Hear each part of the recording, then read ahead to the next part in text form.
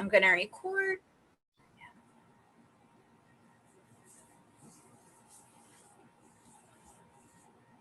Hi, guys. So I will let more in as they come. Thank you so much for joining us tonight, Garry and Tyde. Greatly appreciate it. If you guys keep your cameras on and yourselves muted, unless one of our presenters asks you to unmute, and I'm going to turn it over to Garry and Tyde, and I'm going to mute myself. And thank you again so much. You're welcome, guys. So thanks for being here, everybody. Todd and I are honored to talk with you guys this evening. And, you know, it's funny, Todd found this really cool article, and it was really talking about, you know, financial advice for young adults. But the first thing it stood out to me on this whole article was, you know, something that Sandy, you and your husband have probably said. Now, if I'd only known, you know, many, many years later, I thought that just kind of stood out to me. And Sandy, when you were on our radio show, you know, we talked a lot about the latte factor. So I'm going to reference a lot of that this evening, especially when it comes to compounding interest and how things like that work. But Todd, I think we should go through that article from number 10 all the way back to number 1 there, and just talk about a few things and see if we can give them some input. So why don't you kick it off with that first one? Yeah, sure. So, you know, what we're trying to do is give you guys some tips and pointers that you're going to be using maybe down the road. You know, if you're younger and haven't entered your working career yet, these may be some things that you want to write down just to keep in mind moving forward. But the first thing that is recommended, and it pertains to really you being in the work environment, is taking advantage of any kind of retirement plans that are in place with an employer. You may not be aware, but a lot of employers, even, you know, some of the big names that you hear all the time, have 401ks or different sorts of retirement plans. And the nice thing about that retirement plan, a lot of people don't realize and don't get involved because maybe they don't understand or they're intimidated by something like that. The company, as part of their retirement plan, in a lot of cases will offer a free match. And what that means is, if you've elected to take a little bit of your paycheck and put it away, it happens automatically once you enroll in their program, but they're going to match whatever you're putting in with their own dollars, which is free money. There's not a lot of places in this world that you can get free money, and taking advantage of a company match, especially for a younger person, becomes crucial as you enter retirement down the road. Yeah, and something I'll back up on what Todd's saying. When we talk about a match from a company, that's free money. You know, there's a couple of ways to get money in life, and getting free money is the very best way. So that's why you take advantage of that situation. Something else that I think is important for you young adults to listen to, and I want to talk a lot about, is trying to fund programs that are going to give you some tax-free income. This is so important. We're going to see taxes increase in our lifetime. You guys are going to see a lot of taxes probably increase in your lifetime. So if that same company's offering a Roth version inside of the 401k, you need to talk to someone about that so you understand how it works. But if you can start putting money back into an account, when you pull it out down the road, it's going to be tax-free versus taxable. That's big. So you need to keep Roth IRAs in mind as a young person. The next one was, and this was kind of hard, don't treat yourself too much. I thought this was interesting because once you get into the working life and working field and you start making money, you're going to want to buy things. You're going to want to do things for yourself. I am guilty as charged. I promise you guys.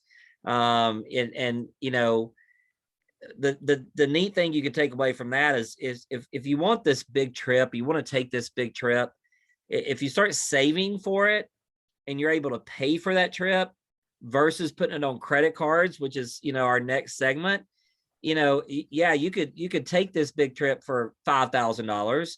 But if you work and save and don't treat yourself so much, maybe you don't buy a Starbucks every single day and put some of that money back, then you can save the money up for that big expense and that big trip or that motorcycle, whatever it is you want. You can save your money and make that purchase down the road versus putting it on credit cards, right, Todd? And I think that's the next one.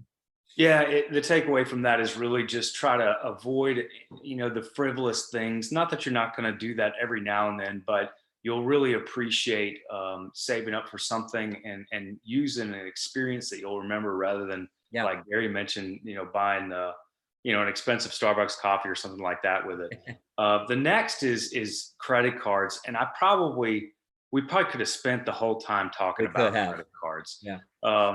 Credit cards are something that at an early age, as you're going off to college, you're going to be blasted by folks that want to give you a credit card, and it seems like a great way to be able to get the things you want. What a lot of people get in the habit of doing is taking that credit card money as it comes in and not paying off the credit card each month. And the issue with that is that you can compound your problem down the road because of the interest rates that are charged. And we're not trying to say that credit cards are a bad thing, because they're not. Credit cards paid off on a monthly basis is a great way to get points. You can get cash back, but it's also a great way to build your credit. So having a credit card, that you eventually get a $2,000 or $3,000 limit on, will help you down the road when you go to buy that first car or first home or something else that you need credit to be able to do. Absolutely. Another one that I think is a really big topic here and is once we become adults, once we start getting bills, they're no fun. I promise you guys, bills are no fun. They're never fun, but you got to make bills a priority. And what I mean by that is, instead of making a purchase, like a lot of people, when you're younger, you may go buy something you really want for yourself versus paying that bill. The problem with that is most likely if you do that, you're going to put it on a credit card, just like Todd said, and then you're going to have interest on that. But if you're late on those bills, you're going to start getting late charges. And those really add up. I mean, companies are okay with you guys paying your bills late because they can charge you more. So you really want to make sure that bills are a priority. There's a word out there, and I'm going to use the word, and it's a hard word to use, but if I was a younger person and I could say, if I'd only known, like I started this conversation out, create a budget for yourself. Make sure that you have a budget design and you know exactly what's going out in your bills that you have to pay on a monthly basis. Then you know what you have extra. Now, out of that extra, guys, you got to pay yourself first. And what I mean by that is you got to put money back in savings. You got to put money back in savings, and then you can go out for a nice dinner or something. But make sure your bills are a priority. Make sure then after that, within your budget, you pay yourself first, and then you can move on to, going and spending some money and having a little more fun. So I just think it's important to make sure your bills are a priority. Yeah, and that kind of leads us into, when we talk about budgeting, what we're talking about with paying yourself is creating a savings for yourself. Yep. And you'll want to have a certain amount of what they call emergency money. It's a pad in your savings account that allows you to be able to take into account any kind of emergency expenses that you're not expecting. And just a few tips on saving money in general. It's easy to do something very small, something that you don't notice, or something that's taken that first step. And that first step may be, $10 a week, or it may be $50 a month, or it may turn into $100 a month. And that seems a lot easier than trying to come up with this big number to save. Also separating your accounts so that you have an account that you're spending from for your bills and things like that, and a separate account that's a savings account. And that account's going to be something that you really don't touch unless you have to. It's going to make it a lot easier to save up. So in our rule on that, Todd, is usually what we talk to people about is having at least 3 months worth of bills put back in savings. That's what we call your emergency account. So something Todd said there is working on, we're kind of talking about compounding interest now. And I want to take a few minutes, if you guys don't mind, and just share something on compounding interest. And this is from the book that I told Sandy about called The Latte Factor. You can get this on audio. I think that's how Sandy did it. You can actually get the book itself. David Bach wrote it, but I just want to throw some numbers at you because these are pretty amazing. If we look at saving $5 a day, that's that latte, right? That he's talking about. You look at saving $5 a day and you throw 10% interest on that, annual interest on that. Guys, in 30 years, because you're all young, in 30 years, you'd have almost $340,000 set aside. 340. In 40 years, you'd have almost $948,000 put aside. So almost $1 million by saving $5 a day. Now, let's increase that to $10 a day. $10 a day in 30 years, $678,000. Now, check this out. Because you all are so young, you're still going to be working 40 years from now. But in 40 years at $10 a day with 10% interest, $1.9 million. Now, let's think about that. That's $10 a day, 10% interest for 40 years. That adds up. So to what Todd was saying, saving a little bit, $5 a day. Hey, start with $1 a day. Start with $1. Start with a quarter a day. Start with $1 a day, put it back.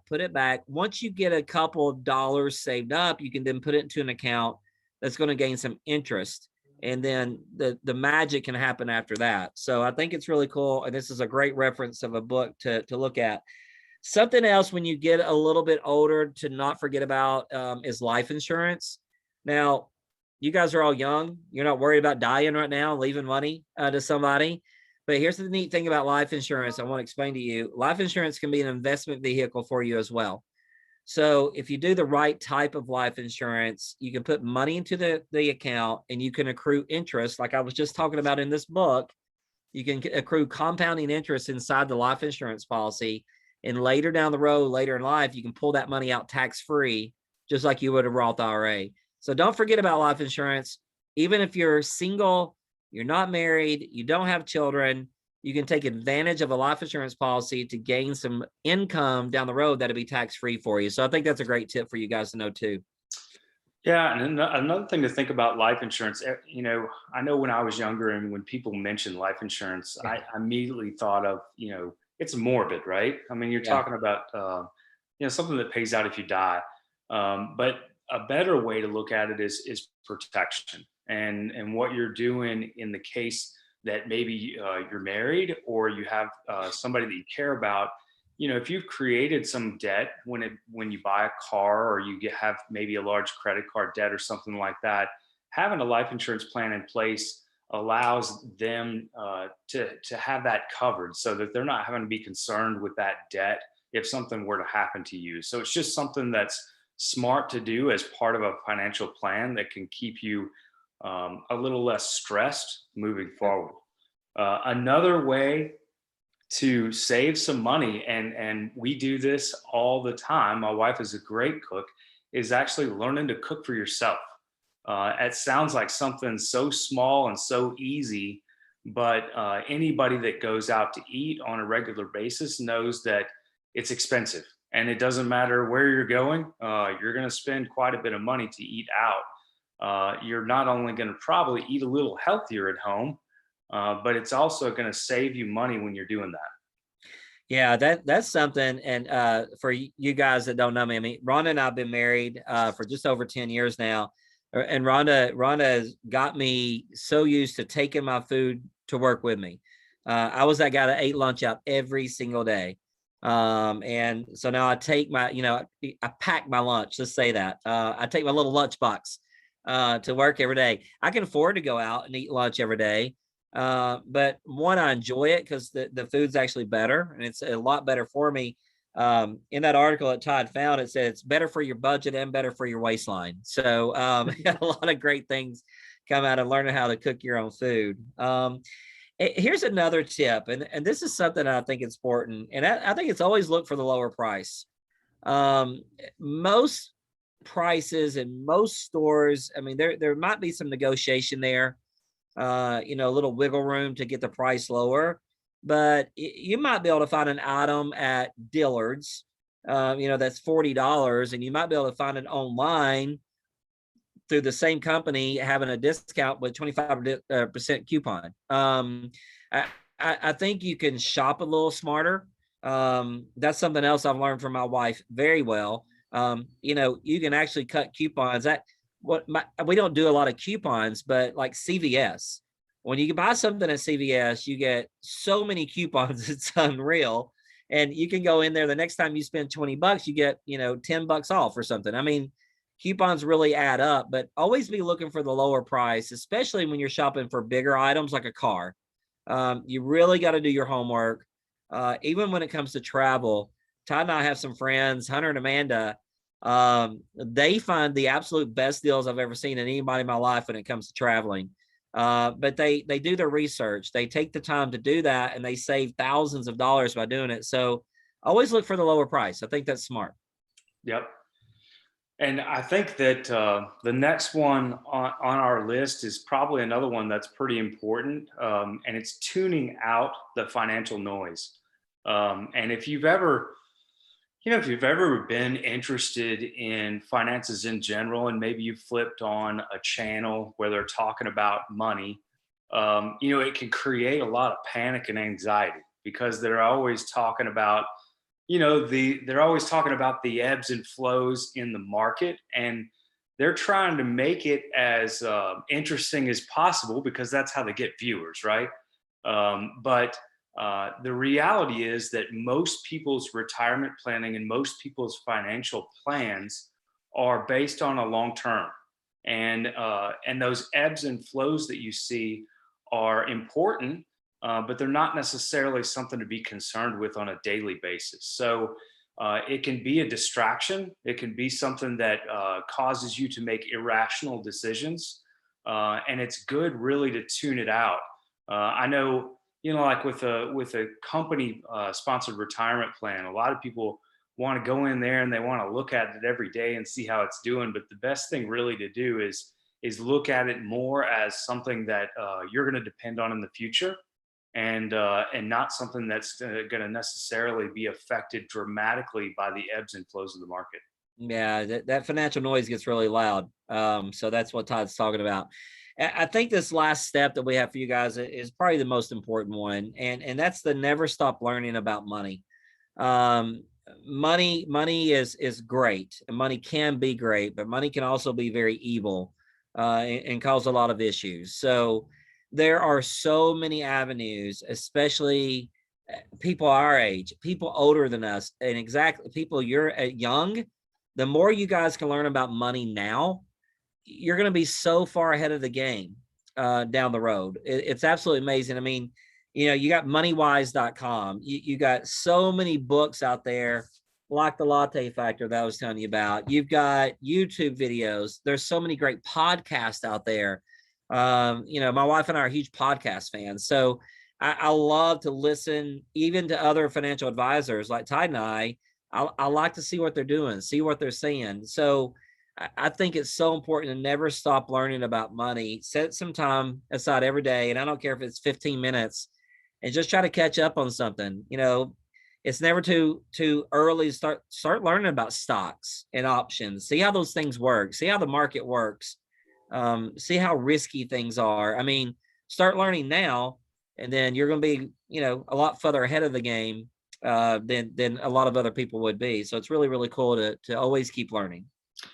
Yeah. And, we usually focus on folks that are probably 30 to 40 years older than the people that are listening to this video. Yeah. So, we did a little bit of learning to try to figure out how to apply, our financial knowledge in a way that would be educational for you guys at your age. And YouTube, believe it or not, has boring videos on finance that apply specifically to the teen age, and they're very helpful. There's a lot of folks on there that are great at what they're doing, and it can be a great resource. Yeah, and another thing, Sandy, just to let you know, I told another buddy of mine that we were doing this show tonight, Ty and I were, and he just sent me an article called Millennials and Money. I'll send it to you. I haven't watched it already yet, so I'll probably do that first, but it's coming from a really good source. So again, just to back up what Todd said, there are some amazing ways to learn about money out there, and how to make it work. Learn about compounding interest. Learn about tax-free investments that we talked about with the Roth IRAs and the life insurance programs. Those are two very important things. So, Sandy, do you think anybody has any questions for us? Oh, Blake, are you raising your hand? Yeah, I was wondering, you guys talked about like managing your money by like getting your bills in order and then having your savings account. So when I've thought about like when I'm older, when I get a job, then if you save up your money and you live in an apartment and then you have all your bills in order, can you then, if you get more money than you spend on all your uh, expenses, then can you put that into a savings account for so you don't have to pay for mortgage when you buy your first house? Yes. So I think I understand your question. So your question is, if you're making $500 a week and your bills are $300 a week, we got a $200 a week buffer, right? So if you start putting that back in savings, Blake, that's a brilliant idea, because you put that into some type of account that's going to gain a little interest, right? But you make that commitment to saving that money, then yes, when you go to actually purchase a home, you either have a chunk of money to buy a home with, and or to make that 10, 15, 20% down payment with. And then you can get a much lower interest rate when you finance a home. So yes, to answer your question, use the savings account for a home, use your savings account for a trip, use your savings account to what you want to use it for. Right, Tyde? I mean, you agree with that? Yeah, I think that's a great question, and I like your line of thinking there. It's a great way to look at, that excess money going into an account that can pay off for you down the road. I mean, a lot of people are not thinking that way. A lot of people at your age would probably think about going out and buying the latest, greatest thing, but just taking a little bit of that excess money and putting it into an account that's a savings for you is a great idea. And Blake, I'll say this too. I mean, what you just said too is having that mind frame is going to keep you out of a lot of debt. Debt will absolutely destroy your retirement plan. It'll destroy your future. So, the quicker you start saving, I just read those numbers to you. I mean, if you can do $5 a day, that will add up after time. So great question, by the way. And yes, you're right on. Anybody else have a question? No? Okay. Something else I learned, you kind of alluded to it, Tyde, with the YouTube. I learned that most banks, or at least Tennessee Valley and Regions for sure, have on their websites videos kind of like what you were referring to, right, that they've made and put out. And I didn't realize that they offered that type of resource. So I think that's really cool too, that you can really find, if you seek it out and you really want to learn, you can really find resources to help you do that. Yeah, they're out there everywhere. They really are. That's awesome. Yeah. No questions? No? We covered a lot of stuff there. So, I mean, it's a little overwhelming. We try to make it simple, but I think, Blake and everybody else, kind of gets the idea that the earlier you can start saving, the better. Especially if you get it to a point where you're getting some interest added to it. And like Tyde said right at the very beginning, if you get a job and you get an opportunity to be inside of a 401k, especially if there's matching funds, you want to take advantage of that. If that means you have to change your lifestyle a little bit, you want to get inside that 401k and get that free money from the matching funds, because that's going to pay off for you big time down the road. For sure.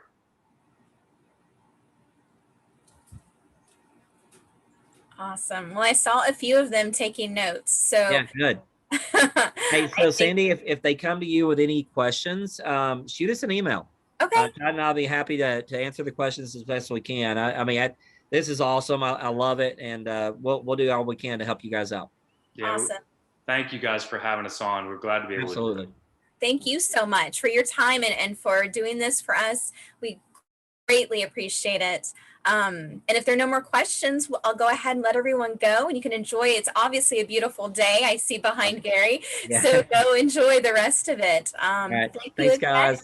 All right, Bye. thank you. Thank you.